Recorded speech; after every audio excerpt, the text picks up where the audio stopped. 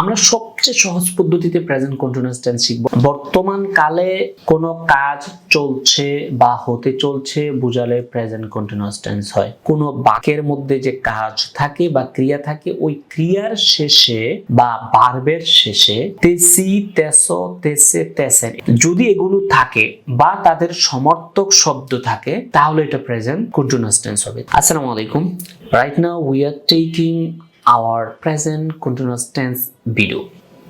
আমরা সবচেয়ে সহজ পদ্ধতিতে প্রেজেন্ট কন্টিনিউয়াস টেন্স শিখবো। আশা করি আপনারা যদি এই ভিডিওটি দেখেন, জীবনে কখনো ইনশাআল্লাহ প্রেজেন্ট কন্টিনিউয়াস টেন্স নিয়ে ঝামেলায় পড়বেন না, এটা ভুলবেনও না কখনো। তো চলুন, যদি আপনি অল্প সময়ে 3 থেকে 4 মিনিটের একটি ভিডিওতে প্রেজেন্ট কন্টিনিউয়াস টেন্স সারা জীবনের জন্য শিখতে চান অথবা শিখে রাখতে চান, ভিডিওটি একটু দয়া করে দেখেন।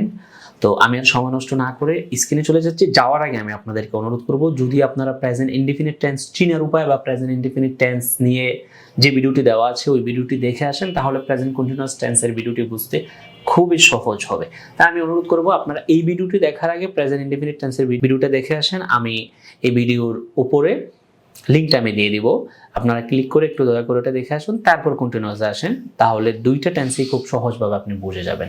তো চলুন, আমরা স্ক্রিনে চলে আসলাম এখন। প্রেজেন্ট কন্টিনিউয়াস টেন্স, বর্তমান কালে কোনো কাজ চলছে বা হতে চলছে বুঝালে প্রেজেন্ট কন্টিনিউয়াস টেন্স হয়। এই সংজ্ঞাটা আমরা ছোট থেকে অনেক শুনে শুনে বড় হয়েছি, এটা খুবই কমন একটি সংজ্ঞা। আমরা এটার পাশাপাশি প্রেজেন্ট কন্টিনিউয়াস টেন্স চিনার জন্য আমাদের বইয়ের নিয়ম অনুযায়ী আমরা একটু ব্যতিক্রমী একটা নিয়ম শিখব, ঠিক আছে? বাংলায় চিনার উপায়, আমি প্রথমে তো একটা বাক্য বাংলায় চিনতে হবে, এটাকে প্রেজেন্ট ইনডিফিনিট না প্রেজেন্ট কন্টিনিউয়াস, দেন তাহলে আমি এটাকে ইংরেজি করতে পারবো। বাংলা বাক্যের ক্রিয়ার শেষে, বাংলা কোনো বাক্যের মধ্যে যে কাজ থাকে বা ক্রিয়া থাকে, ওই ক্রিয়ার শেষে বা ভার্বের শেষে তেসি, তেসো, তেসে, তেসেন এই চারটা একেবারে মুখস্থ করে ফেলেন বাচ্চাদের মতো, তোতা পাখির মতো। তেসি, তেসো, তেসে, তেসেন, তেসি, তেসো, তেসে, তেসেন, তেসি, তেসো, তেসে, তেসেন, তেসি, তেসো, তেসে, তেসেন, খুব ভালোভাবে এটা মুখস্থ করে ফেলেন। যদি এগুলো থাকে বা তাদের সমর্থক শব্দ থাকে, তাহলে এটা প্রেজেন্ট কন্টিনিউয়াস টেন্স হবে। তাহলে আমরা বাংলায় চিনার উপায়টা কি বললাম?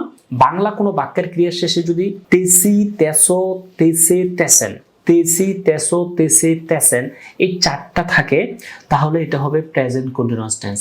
কি কি আমার সাথে বলেন? তেসি, তেসো, তেসে, তেসেন এই চারটা যদি থাকে অথবা তাদের সমর্থক শব্দ থাকে, তাহলে এটা হবে প্রেজেন্ট কন্টিনিউয়াস টেন্স। সমর্থক শব্দটা কি? সমর্থক শব্দটা হচ্ছে এরকম, আমি এখন ভিডিও করতেছি, আর এই বাক্যটাতে যদি আমি বলি আমি এখন ভিডিও করছি, করতেছি যে কথা, করছি কিন্তু একই কথা। এখন করছির মধ্যে যদি আপনি তেসি না পান, ঘাবড়ানোর কোনো কারণ নাই, যেটা প্রেজেন্ট কন্টিনিউয়াস টেন্স তো হচ্ছে না, কারণ তেসি নেই। মনে রাখতে হবে এখানে কিন্তু সমর্থক শব্দ আছে। তো আমরা তো বুঝলাম যে প্রেজেন্ট কন্টিনিউয়াস টেন্স চিনার সবচেয়ে সহজ পদ্ধতি, সহজ নিয়ম, আশা করি আর বলবো না। তো চলুন আবার স্ক্রিনে যাই। আমি যখন বুঝে গেলাম এটা প্রেজেন্ট কন্টিনিউয়াস টেন্স, বাংলা দেখে তো আমি বুঝলাম যে এখানে উদাহরণগুলো খেয়াল করেন। আমি ভাত খাইতেছি, এই যে এখানে কি আছে? তেসি। সে স্কুলে যাইতেছে, এখানে কি আছে? তেসে। আমি আজ রাতে ঢাকা যাচ্ছি, এখানে কি আছে? যাচ্ছি। মানে এটা কিসের সমর্থক শব্দ? যাইতেছির সমর্থক শব্দ। আমি আজ ঢাকা যাইতেছি আর আমি আজ রাতে ঢাকা যাচ্ছি, একই কিন্তু। সো এটাও কিন্তু আমার কি হবে? প্রেজেন্ট কন্টিনিউয়াস টেন্সে হবে। আপনি কি আজ বিকালে মিটিং এ আসছেন? আসছেন যা, আসতেছেন কিন্তু তাই, ওই আসতেছেনের সমর্থক হচ্ছে আসছেন। তো এটাও কিন্তু কি হবে? প্রেজেন্ট কন্টিনিউয়াস টেন্স হবে। তো যখন আমি এটা বুঝে যাব যে এটা প্রেজেন্ট কন্টিনিউয়াস টেন্স, তাহলে দ্বিতীয়ত আমার কাজ কি? আমি তো বাংলা শিখতে আসিনি, আমি আসছি এটা ইংরেজি শিখতে। এখন আমার এই যে স্ট্রাকচার বা গঠন প্রণালী বা সূত্র, এই সূত্রটা আমার মুখস্থ করতে হবে। প্রেজেন্ট কন্টিনিউয়াস এর সূত্র কি? সাবজেক্ট এম ইজ আর ভার্বের সাথে আইএনজি, ভার্ব ওয়ান এর সাথে আইএনজি প্লাস অবজেক্ট। এটা একেবারে ভালো করে মুখস্থ করে ফেলেন। Subject am is are verb one এর সাথে ING plus object, subject am is are verb one এর সাথে আইএনজি প্লাস অবজেক্ট। এটা 5 বার পড়েন ভিডিওতে। Subject am is are verb one এর সাথে ING plus object, subject am is are verb one এর সাথে আইএনজি প্লাস অবজেক্ট। আপনারা 5 বার পড়েন, সাউন্ড দিয়ে মুখস্থ হয়ে যাবে ইনশাআল্লাহ এখনই।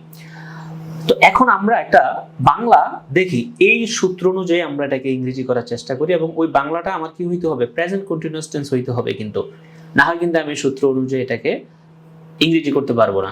এই যে আমি ভাত খাই, আমরা ইংরেজিটা খেয়াল করব না, এখন আমরা এই বাংলা দিয়ে আমরা এই সূত্র দিয়ে ইংরেজি করি।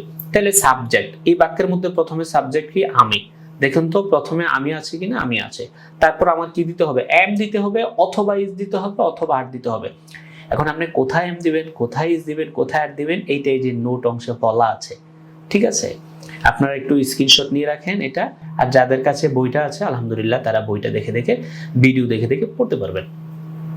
আচ্ছা, আমরা আয়ের সাথে এখানে কি দিব? আয়ের পর এম বসবে। আয়ের পর কি বসবে? এম বসবে। তারপর ভার্ব ওয়ান এর সাথে আইএনজি যুক্ত হবে। এই বাংলা বাক্যের মধ্যে ভার্ব কোনটা?